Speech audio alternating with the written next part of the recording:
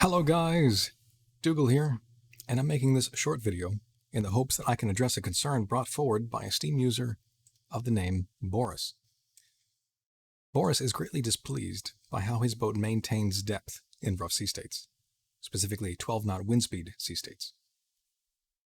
Now, I'm fairly certain there is a more appropriate way to measure sea states than wind speed, but that's how the game measures it, so that's how we're going to measure it.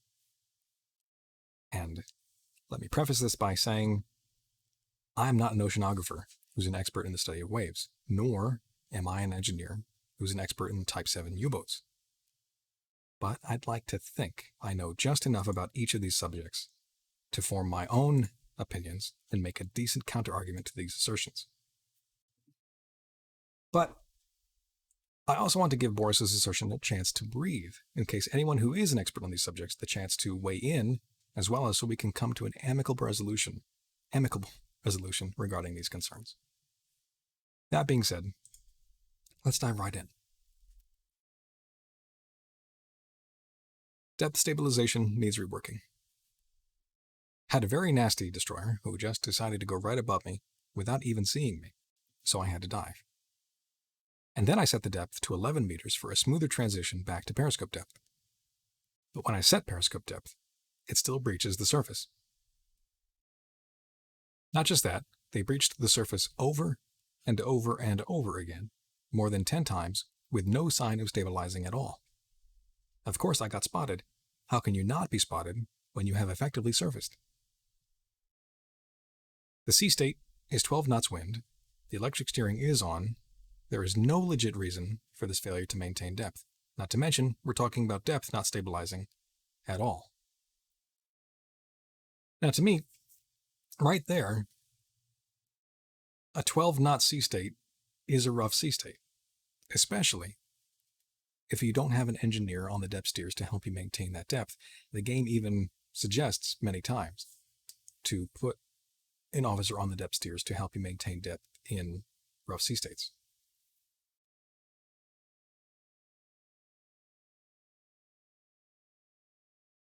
Sounds like you were in a heavy storm. I mean, I've been in a few where the sea state was so rough I just aborted the attack and decided to shadow the convoy for a bit until conditions improved. Absolutely. The one advantage you have as a U-boat commander is the element of surprise on your side. If conditions are not favorable to you, you don't have to attack. The Kriegsmarine encouraged all of their U-boat commanders to attack whenever the opportunity presented itself. But if the conditions were not favorable, if the conditions put at risk the U-boat and her crew, that was left entirely to the discretion of the U-boat commanders, and those commanders flexed that discretion many times, which is why U-boat commanders always attacked at night, because the darkness reduced the chance of their periscope being seen and reduced the chance of their conning tower being seen if it ever broached the surface of the water, which in a rough sea state, it just might. And the game models this fairly well. You start out with a base value of 100% visibility, or 100 visibility, when you're surfaced. And there are many contributing factors that can reduce your visibility to near zero. First is brightness. The darker it is outside, the less visible you are. And you can see these details for yourself if you hover your mouse over the detection hint icon. The next is cloud cover. If there is heavy cloud cover, that also greatly reduces your visibility. And lastly is your conning tower's height above the water. The lower your conning tower sits in the water, the less visible you are. If you're submerged, you have a near zero visibility, especially if your periscope is down as well. The periscope up does raise your visibility just a little bit, as well as your radar visibility, but that's a different subject. So yes, when and where you attacked was entirely up to your discretion, and if those conditions are not favorable, you don't have to attack. So if the sea state is so rough that it's difficult for you to maintain depth. You're constantly broaching the surface, especially if you have an engineer on the depth steers. If you're broaching the surface even with an engineer on the depth steers, do not attack. That's very risky. And especially if you can't even see over the waves with your periscope, that is especially, not really conducive to a good attack run. But I digress. Let's move on. You need to reread what I wrote. I literally said this is not the case. Did he, though? 12-knot winds is a rough sea state, in my opinion, but 12-knot winds storm is 20 plus. That's debatable. And even in storm, you shouldn't breach surface to less than 1 meter depth.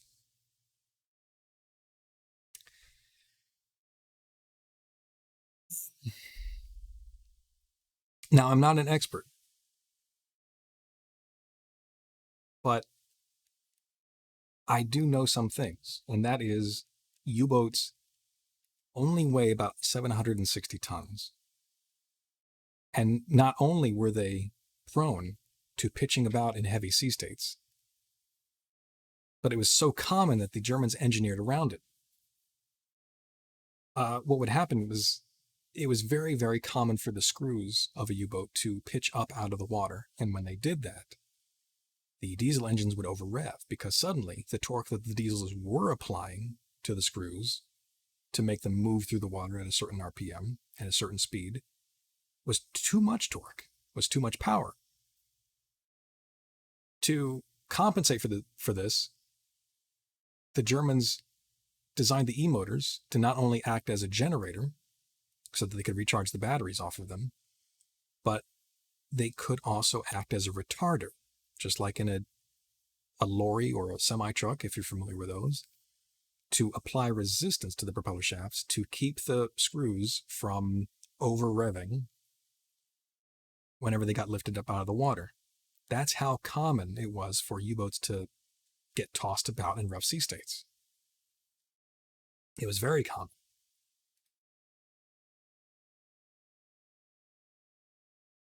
Okay.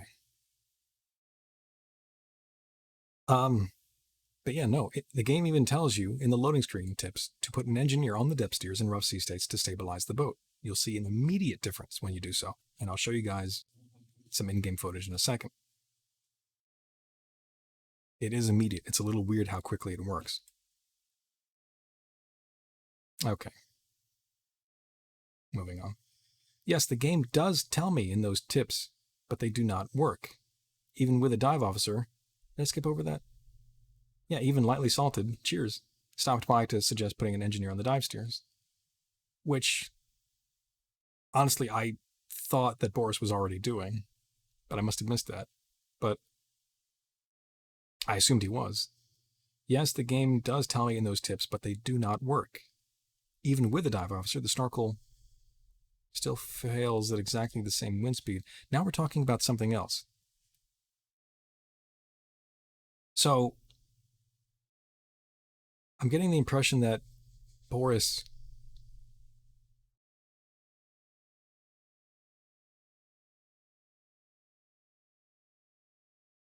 in my experience with the dive engineer is very bad. They don't seem to have any effect. I get the feeling that Boris does not use an engineer on his depth steers, which is kind of an issue. You need to, especially in rough sea states. They do not work, he says. Even with a dive officer, the snorkel, which is a different subject, still fails at exactly the same wind speed, 9 knots. Now this is a different subject than the conning tower broaching the water's surface in 12-knot wind speeds, or 12-knot sea states, but on the subject, while we're talking about it, this is completely normal. The snorkel was not a Wunderwaffe. It only sat about 3 meters above the conning tower. To put that in perspective, the attack periscope, I'll show you, the attack periscope sits 6 meters, twice that height, above the conning tower. Let's get into game and I'll show you real quick. There's the snorkel.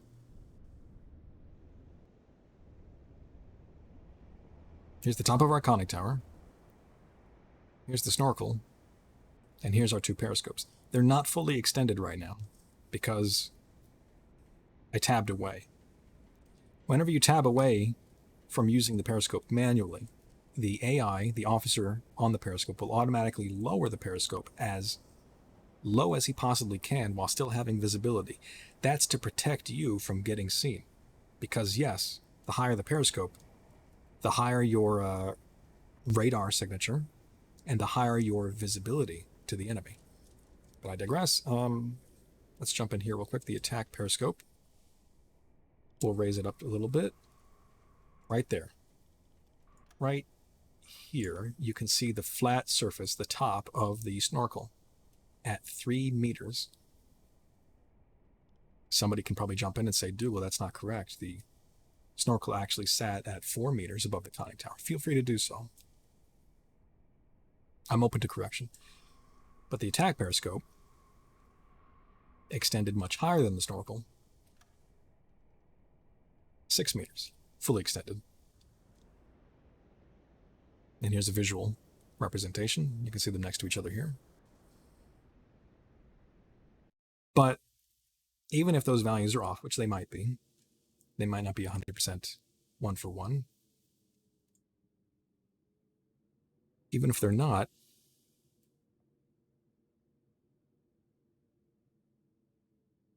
I have read reports and heard from our resident subsim historians that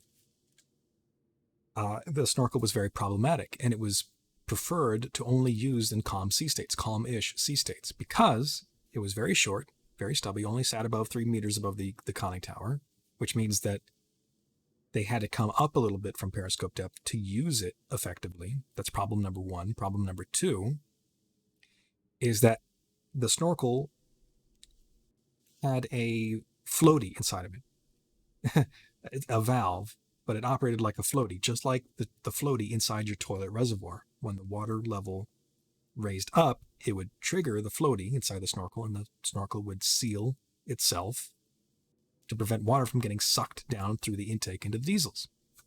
Because that's bad. See, salt water is bad for a diesel's intake manifold and the supercharger. This presented some problems. It was effective in protecting the diesels, but it made the conditions very uncomfortable for the crew. There are many, innumerable reports of the crew experiencing physical discomfort when using the snorkel, because every time that valve closed, the diesels had to get their air from somewhere. They were very powerful machines. They would not be stopped simply because the intake manifold had been closed off.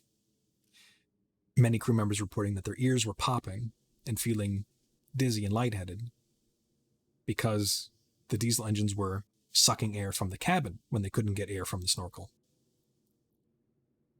So yes, this to me is completely normal, that the snorkel would start choking in sea states of about 9 knots, especially if in relation the conning tower starts breaching at 12 knot wind speeds. That makes sense to me. Moving on. Plus, we're talking about not correcting the depth at all here. The depth went to less than 5 meters for like a full minute, with no intention to go down whatsoever, despite the current depth is critically deviated from the target depth. In other words, if I'm getting like 8 meters, i.e. periscope depth, plus or minus 5 meters, then yes, I would assume I need a dive officer. But what we're talking about here is the sub flatly insists in being entirely surfaced, 0 to 3 meters, without any sign of correction. If he's still talking about 12 knot sea states, which I think he is in this last paragraph, then I don't know what he means by full entirely surfaced 0 to 3 meters. I mean, I've broached my conning tower easily in heavy sea states, but never fully surfaced. I would have to see video evidence of that. But while I have the game running, I can show you guys just how much of a difference having an engineer on the depth steers can make. take you off of warming that torpedo and put you on the depth steers. Now, did you see that? I don't know if you caught that.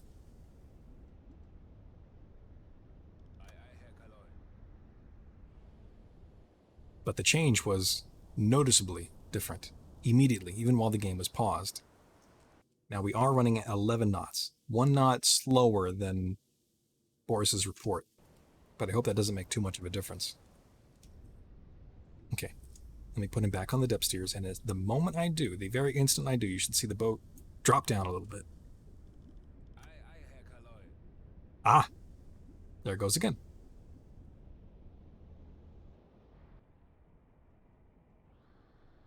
And it happens even before he reaches his station, which is interesting. And our boys on the depth steers are not visible. Maybe they're still coming to their station. Or maybe not. That's fine. Who cares? Small details, right? Don't sweat the details. But we're at periscope depth, and now we have an engineer on the depth steers, and he's helping us to maintain our depth. Now you can see, in this sea state, the snorkel is getting submerged. And right now, the valve would be kicking in to seal off. Every time water splashes up over that snorkel, like right there, the snorkel would seal itself off, and the crewman's ears would be popping very uncomfortably for them. But let me take the engineer off so we can see what it looks like. Aha! Without the engineer, our depth really fluctuates, and we even broach the surface a few times. This wouldn't be so much of a problem at night when visibility is at its lowest. Let me reduce the UI size a little bit. Visibility is 9% right now, which is fairly low, especially for daytime. Hull visibility has a value of 5 because of the broaching conning tower. Attack periscope adds 4. The anti-radar coated snorkel adds 10, and the diesel exhaust from the snorkel adds 2 points of visibility, for a total of 9 to 10% visibility, minus 6% for cloudiness.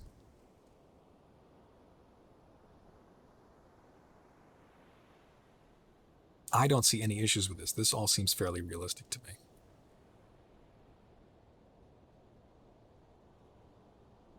Especially if you listen to Ostrup jaw on and on about how difficult it really was to maintain depth in a U-boat.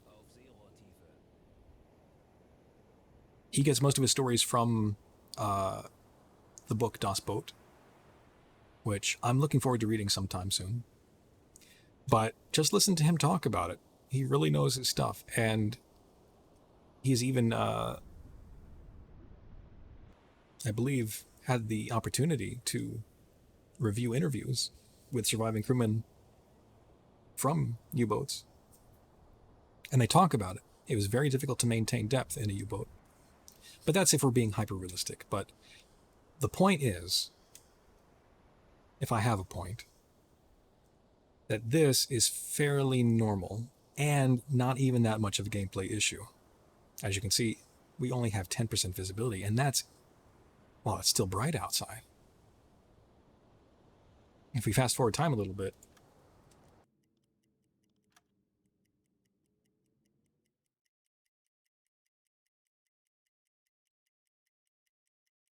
you'll actually see it go down even more because of the nighttime. All in all, I think it's a non-issue. But if we want, we can even test it out. Yep, time of day. Check that out. Time of day minus 60% to our visibility. Current visibility, 4%, and that's without an officer on the depth steers. I bet you if I put an officer on the depth steers, it goes down even more.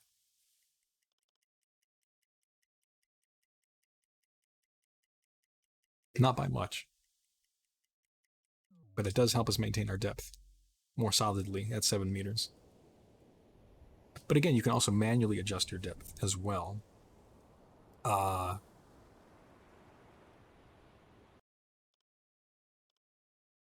Let us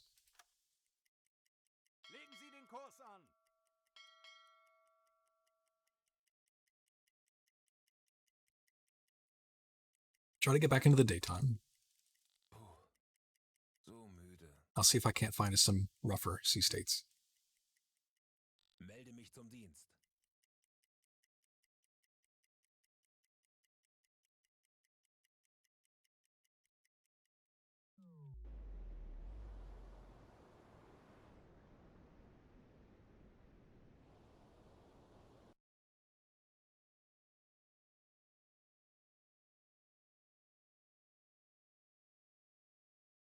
Ooh, 16.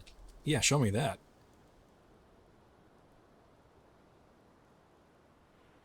16 knot sea state. That's quite higher than Boris's report.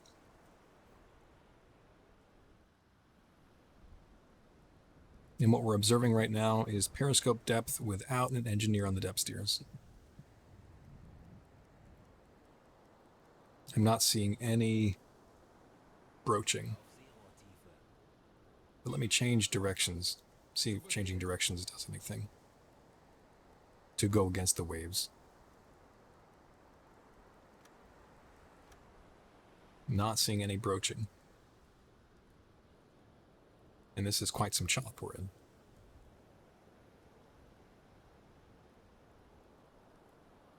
Realistically speaking, the snorkel would be choking and sputtering right now quite a bit.